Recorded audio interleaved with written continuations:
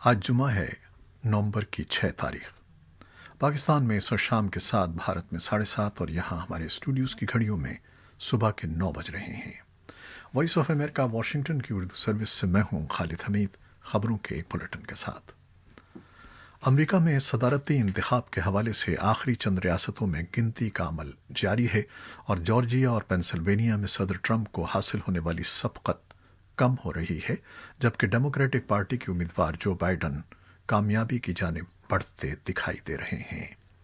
जो बाइडन को इस वक्त सदर ट्रंप के 214 के मुकाबले में 253 इलेक्टोरल वोट हासिल हो चुके हैं।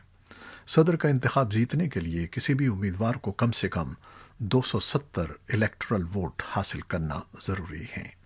इस वक्त 4 रियासतों में वोटों की गिनती आखिरी मराहिल में पहुंच चुकी है, जिनमें एरिजोना, नेवाडा, पेंसिल्वेनिया और जॉर्जिया शामिल हैं। सदर ट्रंप को पेंसिल्वेनिया में सबकत हासिल है, जबकि जो बाइडन एरिजोना और नेवाडा में आ गए हैं। अमेरिका के इंतखाबी तरीक़ाकार के मुताबिक रियासत मेन और नेब्रास्का के सिवा तमाम रियासतों में ज़्यादा आम वोट हासिल करने वाले उम्मीदवार को रियासत के तमाम इलेक्टोरल वोट हासिल हो जाते हैं। ये इलेक्टोरल वोट हर रियासत में आबादी के तनासुब से मुकर्रर किए जाते हैं।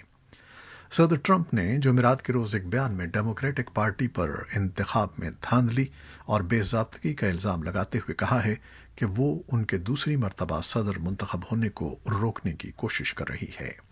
उन्होंने कहा है कि डेमोक्रेटिक पार्टी इंतखाब चोरी करने की कोशिश कर रही है और उसे ऐसा नहीं करने दिया जाएगा। दूसरी जानिब जो बाइडन ने लोगों को सब्र करने का मशवरा दिया है। उन्होंने कहा है कि हर वोट को शुमार किया जाना चाहिए। सदर ट्रंप को इंतखाब में कामयाबी के लिए पेंसिल्वेनिया और जॉर्जिया रियासतों के अलावा, जिनमें उन्हें सबकत हासिल है, नेवाडा या एरिजोना में भी कामयाबी दरकार है। अमेरिका भर में वोटों की गिनती का अमल डाक के जरिए डाले गए खतीर तादाद में वोटों के बाइस सुस्त रवी का शिकार हो गया है, क्योंकि उनकी गिनती में ज़्यादा वक्त सर्फ हो रहा है। और अब पाकिस्तान से मिलने वाली रिपोर्टें। पाकिस्तान और रूस के दरमियान इतवार से शुरू होने वाली मुश्तरका फ़ौजी मशक़ों में शिरकत के लिए 70 रुकनी रूसी फ़ौजी दस्ता पाकिस्तान पहुंच गया है। पाकिस्तान फ़ौज के शोबे ताल्लुकात आमा ने एक ट्वीट में कहा है कि 2 हफ्तों तक जारी रहने वाली इन मशक़ों का मकसद दोनों मुल्कों की अफ़वाज के इंसदाद दहशतगर्दी के तजर्बात का एक दूसरे के साथ तबादला करना है। इन मशक़ों के दौरान पाकिस्तान और रूस के फ़ौजी दस्ते स्काई डाइविंग और यरगमालियों की रिहाई के लिए मशक़ी कार्रवाइयाँ मुश्तरका तौर पर करेंगे। पाकिस्तान और रूस के दरमियान मुश्तरका फ़ौजी मशक़ों का आगाज़ सन 2016 में पहली बार पाकिस्तान में हुआ था और पाकिस्तान में होने वाली ये 5वीं फ़ौजी मशक़ें हैं और क़ब्ल अज़ीं ऐसी ही नौयत की मशक़ें 2 बार रूस और पाकिस्तान में हो चुकी हैं। सलामती के उमूर के माहिरीन का कहना है कि मुकाबले में पाकिस्तानी रुपए की कीमत में पिछले चंद माह में इस्तेहकाम के बाद मुसलसल इजाफा देखा जा रहा है और 2 माह के दौरान अमरीकी डॉलर के मुकाबले में पाकिस्तानी रुपए की कीमत में 5% से ज़ायद इजाफा देखा गया है। अगरचे माशी माहिरीन इस बात से इत्तेफाक करते हैं कि हुकूमत की जानिब से दरामदात को कम करने, गैर कानूनी ज़राए से रकूम की मुंतकली रोकने और बड़े पैमाने पर सरमाए की मुंतकली के लिए कई अहम इक़दाम किए तो गए हैं, लेकिन माशी माहिरीन का कहना है कि ख़ुद अमरीकी डॉलर की कीमत में गुज़श्ता दिनों में तारीख़ी गिरावट की वजह से भी दोनों करेंसीज़ के माबैन फ़र्क कम हुआ है, जिसका फ़ायदा कर्ज़ों के हजम की कमी की सूरत में पाकिस्तान को हो रहा है। पाकिस्तान में कोरोना की दूसरी लहर में जहां मरीजों की तादाद में दिन ब दिन इजाफा होता जा रहा है, वहीं वफाकी दारुल-हुकूमत इस्लामाबाद और जुड़वां शहर रावलपिंडी के अस्पतालों में वेंटिलेटर्स की कमी की शिकायत मौसूल हो रही हैं। डिप्टी कमिश्नर इस्लामाबाद हमजा शफ़क़ात का कहना है कि वेंटिलेटर्स की तादाद को जल्द दुगना कर दिया जाएगा, जबकि पाकिस्तान इस्लामिक मेडिकल एसोसिएशन ने सियासी और मजहबी इज्तिमाआत मनसूख करने का मुतालबा कर दिया है और इंतबाह किया है कि आने वाले दिनों में वबा मज़ीद फैलेगी और इस बार इस बीमारी की नौयत ज़्यादा शदीद है। پاکستان میں جمعہ 6 نومبر سے شروع ہونے والا تبلیغی اجتماع بھی عالمی وبا کرونا وائرس کے باعث محدود کر دیا گیا ہے، جس کے باعث پاکستان بھر سے صرف 8 اضلاع کے لوگوں کو داخلے کی اجازت ہوگی، جبکہ اس سال بیرون ملک سے بھی بڑی تعداد میں زائرین شریک نہیں ہو سکیں گے۔ سرکاری اعداد و شمار کے مطابق پاکستان میں گزشتہ 24 گھنٹوں میں 1376 کیسز رپورٹ ہوئے ہیں۔ ملک بھر میں وبا کے سبب مزید 30 اموات رپورٹ ہوئی ہیں۔ زیر علاج افراد میں سے 830 انتہائی نگہداشت میں ہیں۔ امریکہ میں وبا سے 96,06,000 افراد متاثر ہو چکے ہیں۔ دنیا بھر میں وبا سے 4,86,00,000 افراد متاثر ہو چکے ہیں، جبکہ 12,32,000 سے زائد اموات ہوئی ہیں۔ امریکہ میں کرونا وائرس کے آغاز کے بعد سے پہلی مرتبہ جمعرات کے روز یومیہ کیسز کی تعداد میں ریکارڈ اضافہ ہوا ہے۔ کیسز میں ریکارڈ اضافے کی اطلاعات ایسے وقت میں موصول ہوئی ہیں جب امریکی عوام صدارتی انتخاب کے نتیجے کا بے تابی سے انتظار کر رہے ہیں۔ اس وقت امریکہ میں کووڈ 19 کے متاثرین کی کل تعداد 96 لاکھ سے زائد ہے۔ کرونا وائرس یورپ میں بھی پھیل رہا ہے۔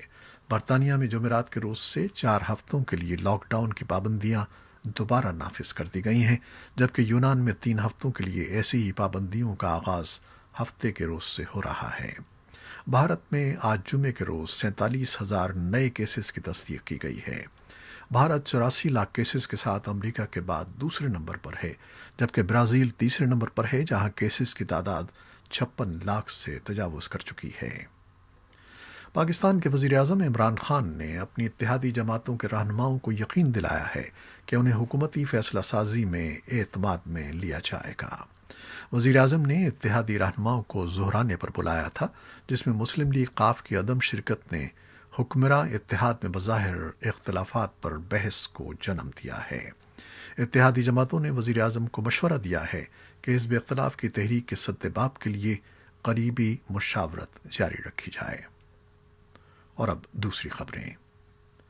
کابل سے ملنے والی اطلاعات کے مطابق ارزگان صوبے کے عہدیداروں نے تصدیق کی ہے کہ گزاب ضلع میں ضلعی کنٹرول حاصل کرنے کے لیے طالبان اور افغان سیکیورٹی فورسز کے درمیان جمعرات کی شام سے سخت لڑائی جاری ہے۔ قندھار کے صوبائی گورنر کا ترجمان احمد شاہ ساحل نے وائس آف امریکہ کو بتایا کہ طالبان نے گزاب کے ضلعی مرکز پر حملہ کیا، جسے افغان فورسز نے پسپا کر دیا۔